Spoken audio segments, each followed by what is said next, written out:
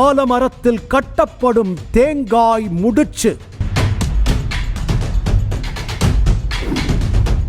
ஒரு தேங்காய், ஒரு எலுமிச்சம்பழம், 1 ரூபாய்.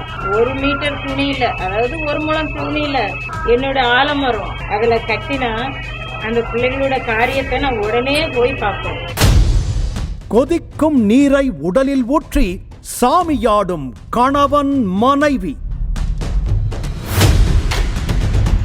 ஆலமரத்து அம்மன் கோவிலில் நடக்கும் ஆச்சரிய காட்சிகள்.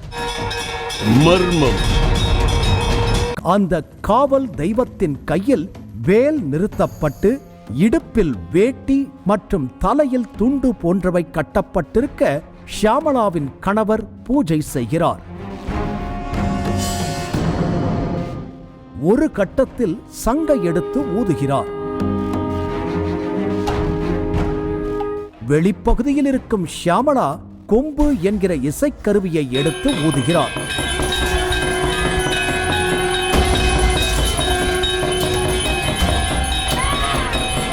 பொதுமக்கள் மணியை அடித்து ஆர்ப்பரிக்க சாமி ஆடியபடி அங்கும் இங்கும் நடக்கிறார் ஷியாமளாவின் கணவர். அருள் வந்தவராக எதிர்புறத்தில் இருக்கும் நாககன்னி சிலை போன்றவற்றிற்கு சாம்பிராணி போன்றவற்றை காட்டி பூஜை செய்கிறார்.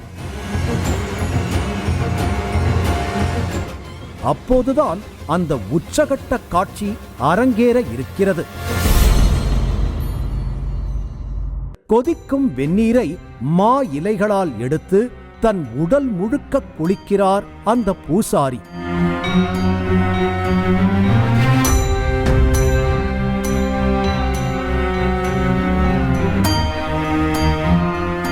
அப்போது ஷியாமளாவும் மா இலைகளால் தனது உடல் முழுக்க வெந்நீரை ஊற்றிக் கொள்கிறார்.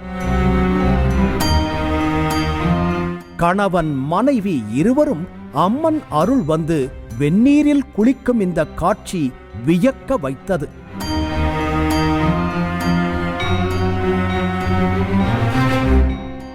வெந்நீர் உடல் முழுக்க பரவிய நிலையில் தலையை ஆட்டி ஆட்டி பரவச நிலைக்குச் செல்கிறார் ஷியாமளா.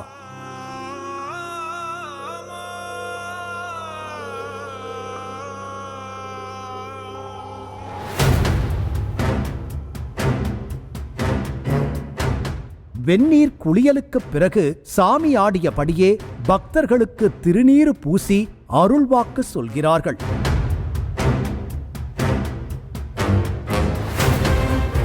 பக்தர்கள் கொண்டு வரும் தேங்காயை துணியில் வைத்து 1 ரூபாய் காசையும் வைத்து முடிச்சு போட்டு கொடுக்கிறார் இந்த பூசாரி.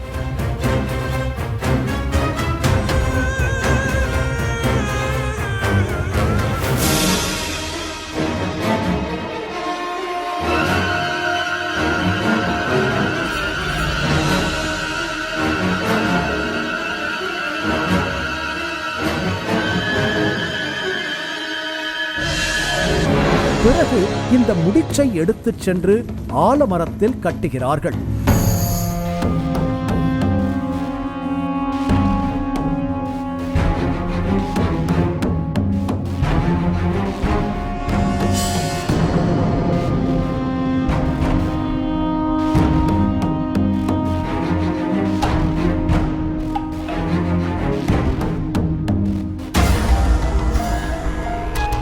இப்படி தேங்காய், பணம் போன்றவற்றை கட்டுவது எதற்காக என்பதற்கு சாமி ஆடியபடி இருந்த ஷியாமளா ஒரு விளக்கத்தை கொடுக்கிறார். என்ன மதிச்சு ஆலமரத்தா நீலி வந்து காரியங்கள்லாம் செஞ்சு கொடுப்பா, வினைகளெல்லாம் தீர்த்து விடுவா, வெற்றியாக்கி தருவா அப்படின்னு நம்புற பிள்ளைங்க ஒரு தேங்காய், ஒரு எலுமிச்சம்பழம், 1 ரூபாய், 1 மீட்டர் துணியில, அதாவது 1 முழம் துணியில என்னோட ஆலமரம் அதில் கட்டினா அந்த பிள்ளைகளோட காரியத்தை நான் உடனே போய் பார்ப்பேன். வாய் வார்த்தைக்கு சொல்லிட்டு போனால் நான் அதை என்னன்னு கூட பார்த்துக்க மாட்டேன். நீ சொல்லிட்டு போயிட்டே இருன்னு நான் விட்டுருவேன். புரிஞ்சுதா ஐயா?